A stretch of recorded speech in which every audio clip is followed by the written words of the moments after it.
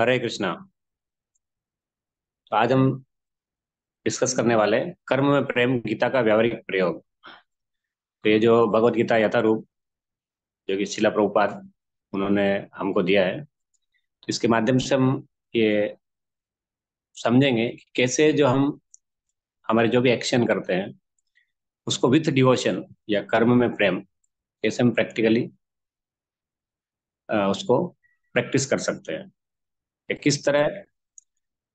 क्योंकि ओनली हमको कर्म करते नहीं रहना है, जैसा हमने अभी देखा भी था कल भी कि कर्म करना तो आपको बंधन में डालता है, पर कर्म से ऊपर होता है कर्मयोग। और फिर ऐसे योग पद्धति में आप आगे बढ़ते हैं। और आज जो हम डिस्कशन करने वाले हैं वो है कर्म में प्रेम या भक्ति योग। तो आप यहाँ पे देख सकते हैं भगवत गीता के जो इनिशियल 6 चैप्टर्स है, पहले 6 अध्याय, उनमें बताए कैसे हमको योग पद्धति को अपनाना है। जैसे कर्म योग होता है, ज्ञान योग होता है, भक्ति योग होता है। और 6 चैप्टर के एंड में आप देखेंगे एक श्लोक भी बोला गया है, योगिनाम अपि सर्वेशा मद्गतेन अंतरात्मना श्रद्धावान भजते योगम समय युक्त तमो मतः। उसमें बताए कैसे सारे योगियों में जो योगी भगवान को भजता है वो बेस्ट है।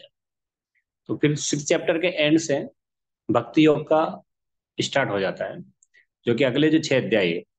तो अध्याय 7 में भगवत ज्ञान, अध्याय 8 में भगवत प्राप्ति, अध्याय 9 में परम गुह्य ज्ञान, अध्याय 10 में श्री भगवान का ऐश्वर्य, अध्याय 11 में विराट रूप, और अध्याय 12 का नाम ही पूरा भक्ति योग है। तो इस सब आपको भक्ति योग को भगवान के बारे में अच्छे से उनका चिंतन करने के लिए, भगवान के बारे में जो राइट नॉलेज है उनकी पर्सनालिटी के बारे में, जिससे हम उनकी तरफ और अट्रैक्ट हो सकते हैं, इन सबके बारे में आपको जानने की यहाँ पर अपॉर्चुनिटी है।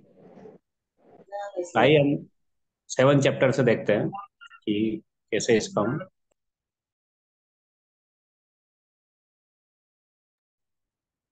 तो 7th जो चैप्टर है इसका नाम है भगवत ज्ञान।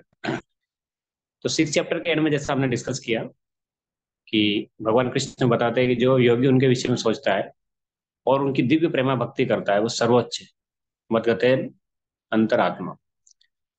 तब ये कैसे किया जाए, ये 7 चैप्टर से स्टार्ट हो रहा है कि कैसे योगी कृष्ण की श्रद्धापूर्वक भक्ति करना चाहिए। श्रद्धा कैसे आएगी, आपको ज्ञान से आएगी। और ज्ञान कैसा आएगा, वो सुनने से आएगा, जो कि अभी 7 चैप्टर के पहले श्लोक से चालू होगा।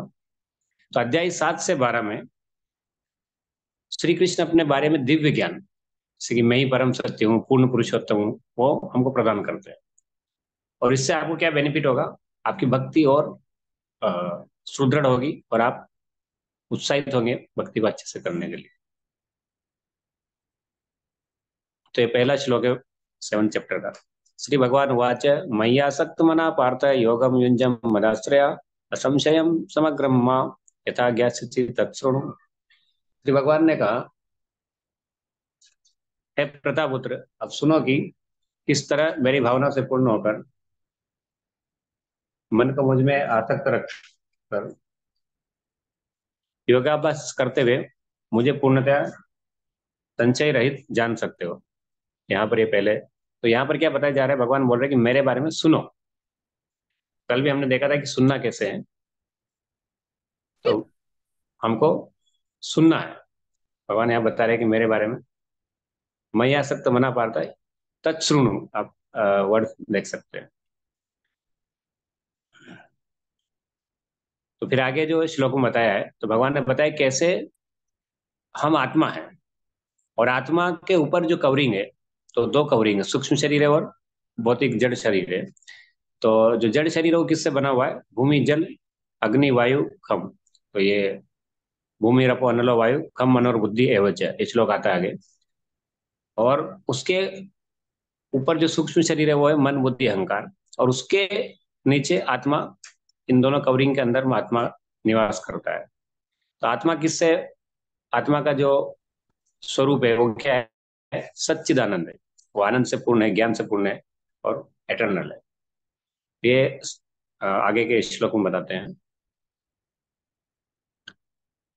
तो हमको ये समझना चाहिए कैसे आत्मा 2 प्रकार के कवरिंग से अभी ढका हुआ है, एक सूक्ष्म शरीर है और एक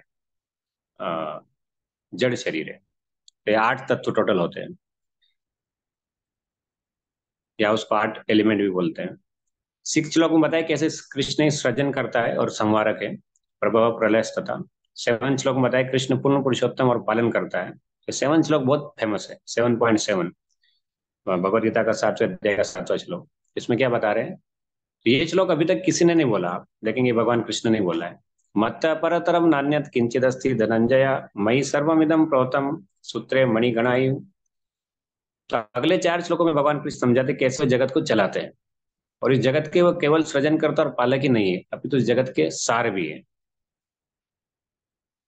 जैसे यहाँ पर उदाहरण दिया है कि हे धनंजय, मुझसे श्रेष्ठ कोई सत्य नहीं है। जिस प्रकार मोती धागे में गुंथे रहते हैं, उसी प्रकार सब कुछ मुझ पर ही आश्रित है। तो यहाँ पर एक वर्ड आया है, सूत्रे मणिगणा इव।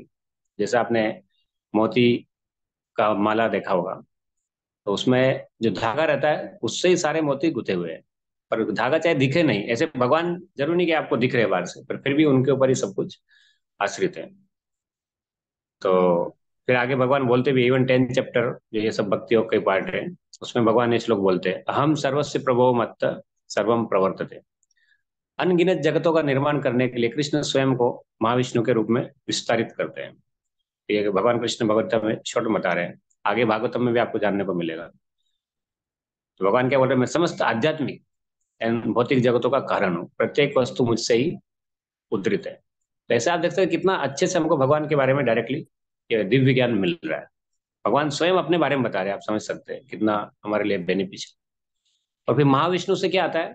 महाविष्णु अपनी दृष्टिपात करते हैं इस भौतिक संसार में, जो कि शंभु कहलाती है, और वो सभी जीवों को दुर्गा के गर्भ में स्थानांतरित करते हैं। दुर्गा देवी जो है प्रकृति को बोला जाता है। अतः शिव और दुर्गा भौतिक जगत में जीव के माता पिता है, और राधा कृष्ण लक्ष्मी नारायण सीताराम ये सब आध्यात्मिक जगत में जीव के सनातन माता पिता है। तो ये हमको पता रहना चाहिए।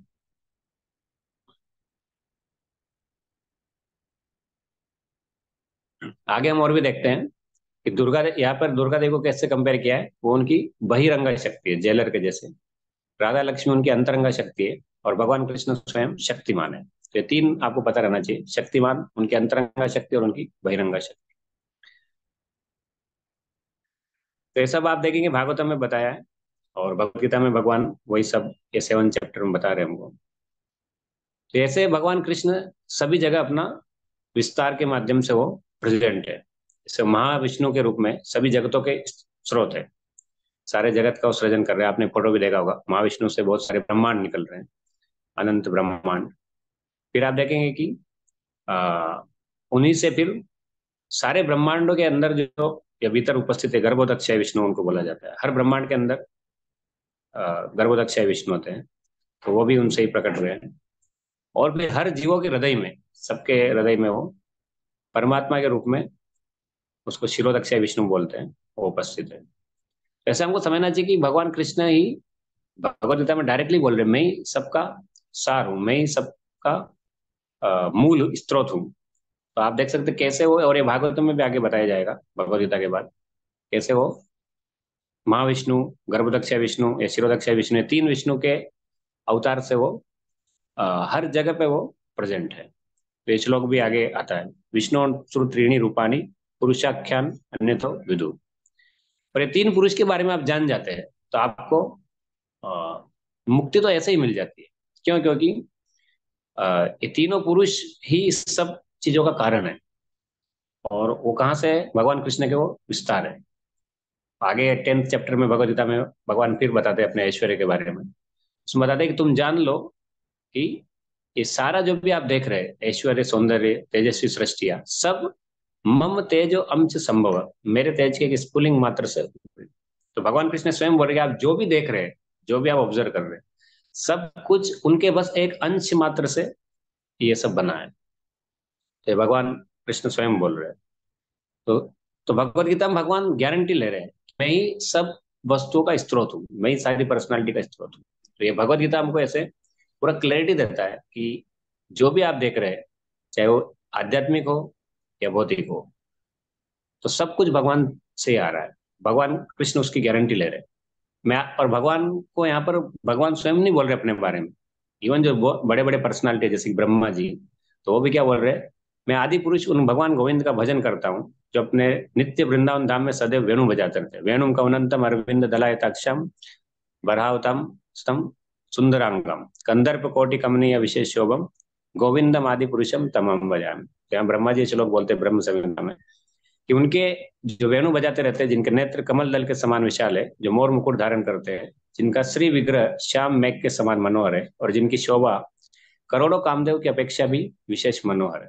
तो ये आप देखेंगे कि ये ब्रह्मा जी स्वयं कंक्लूजन दे रहे हैं, और वही कंक्लूजन हमको भगवत गीता में भी भगवान स्वयं दे रहे हैं। तो वो ब्रह्मा जी के माध्यम से सबको वैदिक ज्ञान भी प्रदान करते हैं। तो भगवान ब्रह्मा वेदों की पहली प्राप्ति करता है और वे उन्हें सांसारिक प्राणियों को सौंपते हैं। तो ये कल हमने भी देखा था, गुरु शिष्य परंपरा में हमको ज्ञान, ये वैदिक ज्ञान या दिव्य ज्ञान नीचे मिलता है। आगे देखेंगे आप, ऐसे जो 7 चैप्टर के 8 श्लोक 9 10 इन सब में भगवान बता रहे कैसे वो हर जगह पर वो उनकी वजह से ही वो सब आपको मिल रहा है। जैसे कि पानी का जो टेस्ट है, पानी का जो स्वाद है, रसो हम अपसु कौनते हैं। जैसे आप फल फ्रूट इन सब में रस देखते हैं, वो रस कहाँ से आ रहा है?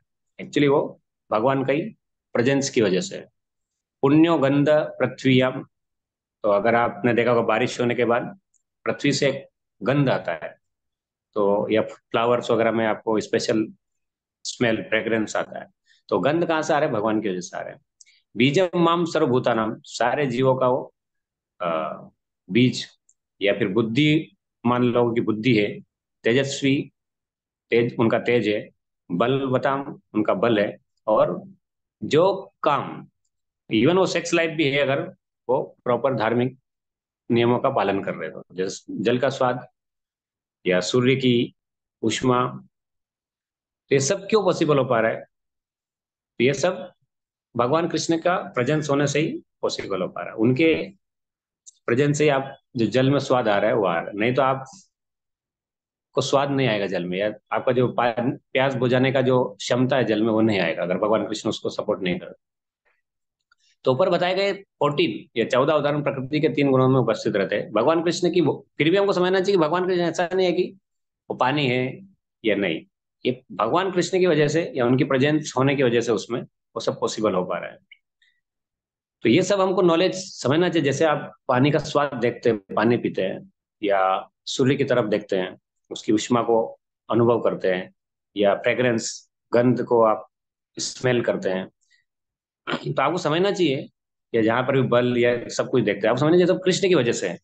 तो हमको फिर ये कृष्ण का जो ये बारे में ज्ञान है उनकी शरणागति की ओर ले जाना चाहिए। सब कुछ ही कृष्ण की वजह से हो रहा है। तो भगवान बताते हैं फिर कौन किस प्रकार के लोग भगवान की शरण लेते हैं। आगे के श्लोक में यहाँ पर बताया जा रहा है, क्योंकि भगवान की माया से बाहर जाना बहुत मुश्किल है, पर जो भी भगवान की शरण लेते हैं, यहाँ पर एक वर्ड आया है, देवी ऐसा गुणमयी मम्माया दुरतया मामे वे प्रपद्यंते माया मेहताम तरंति थे। उसमें बताते हैं कि जो मेरी शरण में आता है वो इस माया से ऊपर आ जाएगा, क्योंकि जो लोग ये माया से प्रभावित रहते हैं फिर वो भ्रमित हो जाते हैं। जैसे मोहितम ना भी जाना थी, वो भगवान को भी समझ नहीं पाते और ये जन्म मृत्यु के चक्र में भटकते रहते हैं। इसलिए कृष्ण को शरण जाना भव सागर को पार करने का उपाय है। तो सभी लोग फिर भगवान को शरण में क्यों नहीं जाते? ये भी आपको बहुत बार प्रश्न आता होगा, अरे इतने सारे लोग हैं पर बहुत सारे तो वो भगवान की तरफ देखते भी नहीं है। तो भगवान ने खुद बोला है भगवद गीता में, ये 7 चैप्टर के 15वें 16वें श्लोक में, कि कौन से 4 प्रकार के दुष्ट लोग भगवान की शरण में नहीं जाते हैं और कौन से 4 प्रकार के पुण्यात्मा लोग वो भगवान की शरण में आते हैं। कौन से 4 प्रकार नहीं जाते हैं? नमाम दुष्कृतिनो मूढ़ा प्रपद्यंते नराधमा माया प्रीत ज्ञाना आसुरीम भावाश्रितम।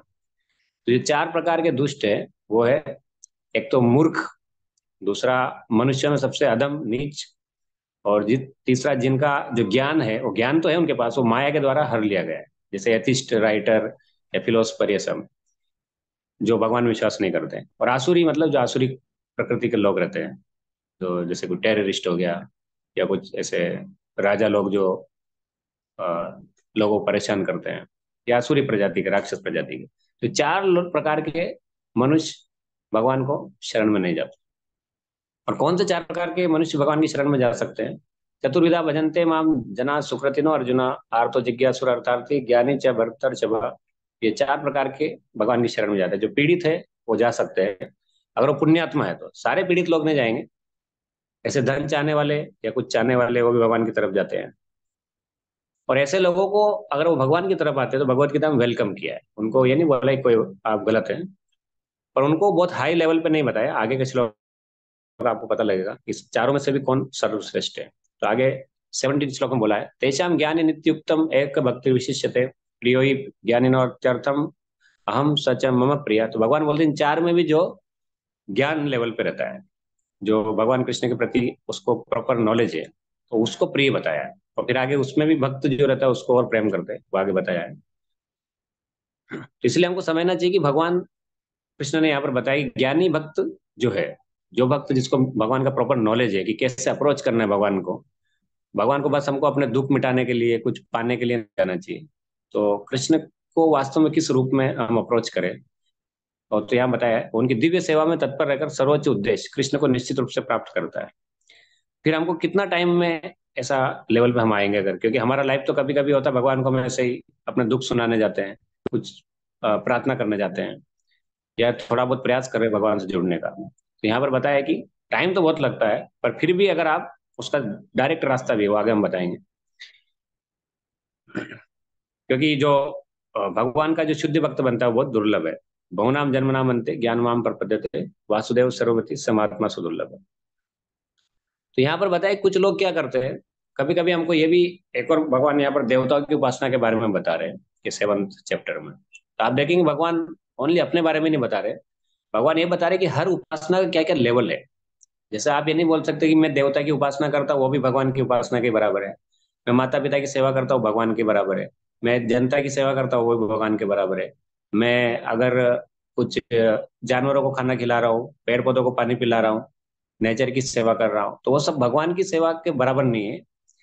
वो सब सेवा में आता है, पर भगवान की सेवा डिवाइन है, वो दिव्य है, उसका अलग लेवल है। और जो बाकी वर्शिप है जैसे देवताओं की या बाकी भौतिक चीजों की, तो वो अलग लेवल पे है।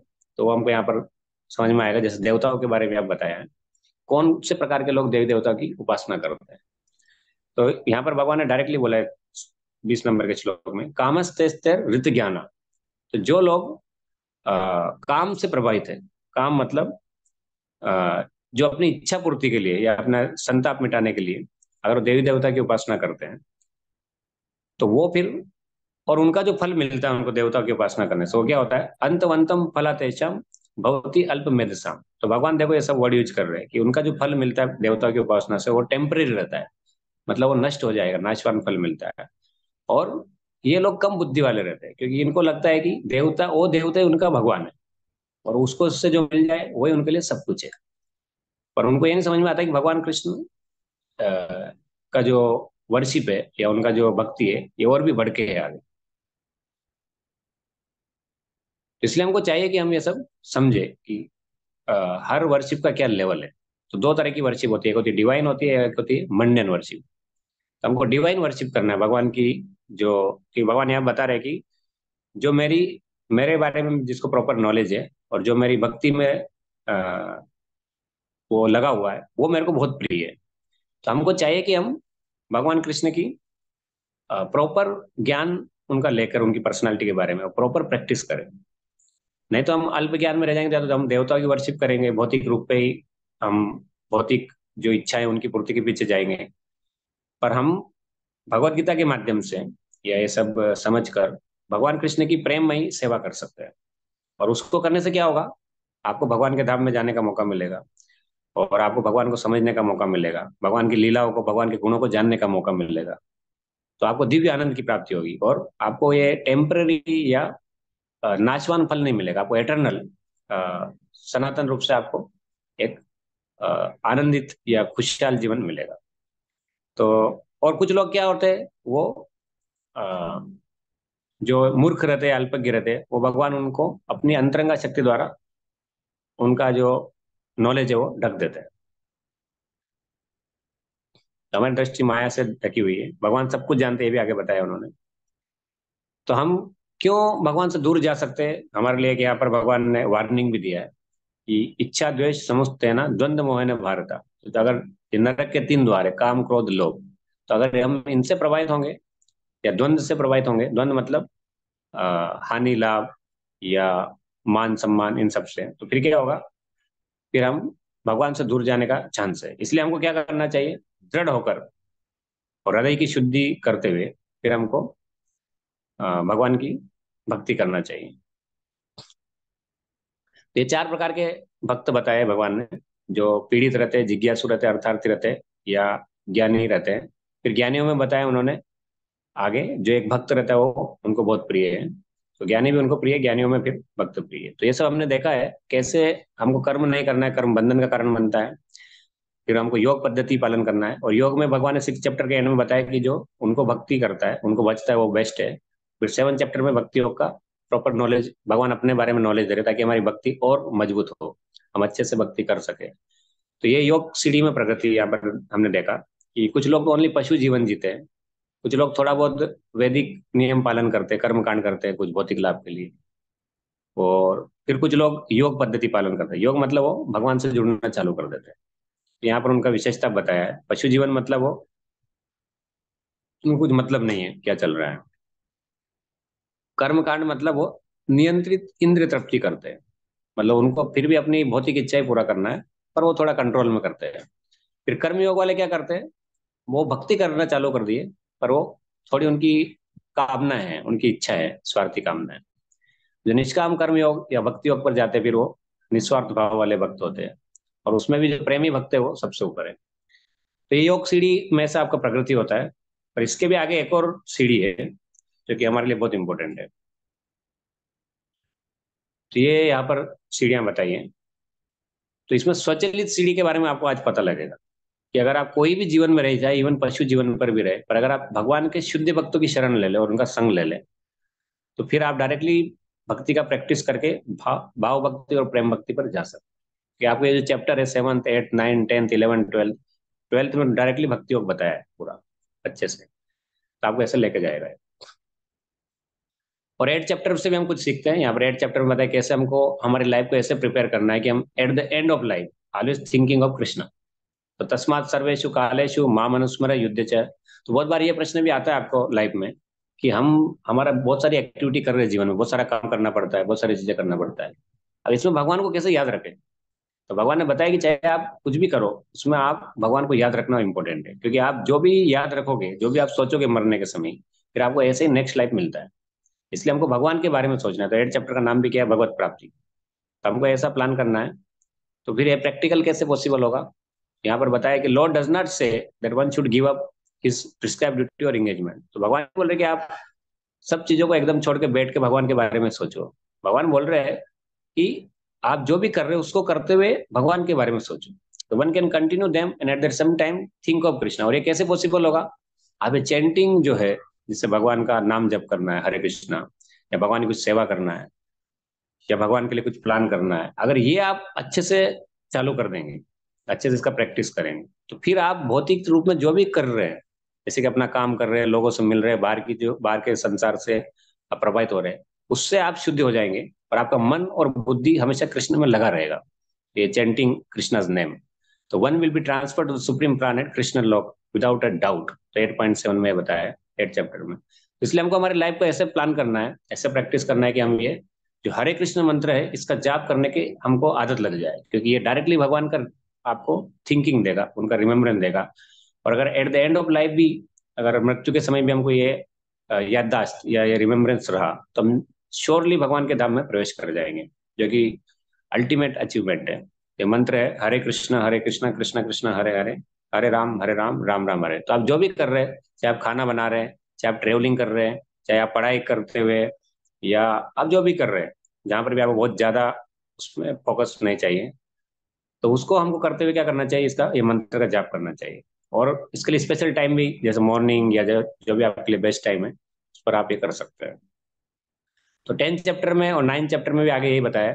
9th चैप्टर में क्या बताया, तो 9th चैप्टर के अंत में कृष्ण ने मन को उन पर केंद्रित करने के लिए निर्देशित किया था। तो मन मना भक्तो मदयाजी माम नमस्कुर, ऐसे श्लोक है। फिर 10th चैप्टर में भगवान ने और अपने ऐश्वर्य का वर्णन किया है, जिन पर भक्त अपना ध्यान केंद्रित कर सकता है। जैसे जगत की सुंदरता, बलवान वैभवशाली वस्तुओं को देखकर वो किस प्रकार भगवान का स्मरण कर सकता है। जैसे जनरली अगर आप अभी कोई बलवान व्यक्ति को देखते, कोई धनवान व्यक्ति को देखते, आपको होता है वो धनवान है। पर भगवत गीता पढ़ने के बाद आप क्या सोचेंगे, वो धनवान इसलिए क्योंकि भगवान ने उसको धन दिया है। वो खुद से धनवान नहीं बना है, वो भगवान का धन उसको मिला हुआ है, इसलिए है। तो आप उसका धन देख रहे पर आप सोच किसके बारे में रहे, भगवान के बारे में। ऐसे आप नेचर या प्रकृति में कुछ सुंदर फ्लावर देखते हैं, एक पुष्प देखते हैं, तो आप क्या करेंगे? अगर आपको ये भगवत गीता का नॉलेज नहीं है तो आप क्या सोचेंगे कि वो कितना सुंदर फ्लावर है। पर आपको भगवत गीता नॉलेज, आप क्या करेंगे तुरंत? ओ, ये सुंदर फ्लावर भगवान कृष्ण ने बनाया है, इसकी सुंदरता भगवान कृष्ण से आ रही है, कि भगवान कृष्ण कितना सुंदर होंगे। तो ऐसा हम भगवान के ऊपर ध्यान अपना केंद्रित कर सकते हैं, इवन इस जगत को देखते हुए, इस जगत में रहते हुए। 10वें अध्याय में इसलिए भगवान ने अपने ऐश्वर्य का वर्णन किया है। तो 9वें अध्याय का निष्कर्ष है कि व्यक्ति को भगवान का शुद्ध भक्त बन जाना चाहिए, उन पर ध्यान केंद्रित करना चाहिए। भगवान बोले मेरे भक्त बनो, 9.34। और 10वें अध्याय में बताया गया कृष्ण के ऐश्वर्य को जानकर हम भक्ति में वृद्धि कर सकते। फिर 11 चैप्टर में उन्होंने अपना विश्व रूप भी दिखाया पूरा, कि सब कैसे उनमें समाहित है। और 12 चैप्टर में उन्होंने पूरा भक्त का गुण और भक्तियों को कैसे और प्रैक्टिस करना बताया है, उसके बेनिफिट बताया। तो इसलिए हम देखते हैं कि 7 चैप्टर हो गया, 8 चैप्टर हो गया। तो 7 चैप्टर में भगवान अपने बारे में ज्ञान दे रहे हैं, भगवत ज्ञान। 8 चैप्टर में बता रहे कैसे अंत समय में मेरे को भी स्मरण करो तो आप मेरे पास आएंगे, भगवत प्राप्ति उसका नाम है। 9 चैप्टर में भगवान परम गुही ज्ञान, उनके बारे में और ज्ञान दे रहे हैं, जिससे उन पर ध्यान केंद्रित कर सकते हैं, जैसे वो अपने भक्त बनने के लिए बोल रहे हैं, उनके बारे में सोचने के लिए बोल रहे हैं। 10 चैप्टर में अपने ऐश्वर्य का वर्णन कर रहे हैं। 11 चैप्टर में अपना ऐश्वर्य दिखा रहे हैं पूरा। और 12 चैप्टर में और भक्तियों का फाइनल वो पूरी रूप से उनका वर्णन कर रहे हैं। जैसा आप देखते हैं कि ये जो मिडिल 6 चैप्टर है, ये बहुत ही हमारे लिए महत्वपूर्ण है, कि संसार में रहते हुए हम कैसे भगवान को प्राप्त कर सकते हैं, उनके बारे में सोच सकते हैं, even at the end of life, मृत्यु के समय तक। ये बहुत ही ज्यादा हमारे लिए इम्पोर्टेंट है। तो ये हमने ऐसे कवर किया है टोटल जो ये चैप्टर्स है। और हमने देखा प्रैक्टिकली कैसे आप अगर ये जो भगवान का नाम का जप करेंगे, अगर ये चैंटिंग करेंगे, तो फिर क्या होगा? फिर आपको इसका बहुत ही इजी प्रैक्टिस हो जाता है। तो ये चैंटिंग हमको प्रैक्टिस करना चाहिए। तो उससे क्या होगा, आप बहुत ही जल्दी भगवान को प्राप्त कर सकते हैं। ये 7 चैप्टर का हमने ऐसे समरी है हमारे पास, कि हमको भगवान के बारे में श्रवण करना चाहिए। फिर भगवान कैसे हर जगह पर विद्यमान है, जैसे जल का स्वाद या ऊष्मा, सूर्य की या बल, या ये सब भगवान ने बताया है। फिर 13 से 9 में बताया कि कैसे हमको भगवान को एक्सेप्ट करना है, कौन से लोग भगवान को शरण में जाते हैं। 4 प्रकार के मूर्ख लोग भगवान की शरण में नहीं जाते, 4 प्रकार के पुण्यात्मा शरण में जाते हैं। और फिर उनमें ज्ञानी और भक्तों को बेस्ट बताया है। और फिर लास्ट में बताया भगवान ने कैसे देवताओं की जो उपासना है वो अलग है, और भगवान की उपासना के बराबर नहीं। जैसे काली, गणेश, ये सब भगवान की, कृष्ण की बराबर उपासना नहीं है। देवता की उपासना जनरली भौतिक इच्छाओं के ऊपर, और फल नाशवान होता है उसका। और भगवान की उपासना प्रेम और सेवा के माध्यम से, वो डिवाइन या दिव्य सेवा बोली जाती है, उसको उपासना बोली जाती है। इससे भगवान की प्राप्ति होती है। तो धन्यवाद आप सभी को ये अटेंड करने के लिए। हरे कृष्णा। अगर आपको कोई प्रश्न है, आप लिख सकते हैं या पूछ सकते हैं।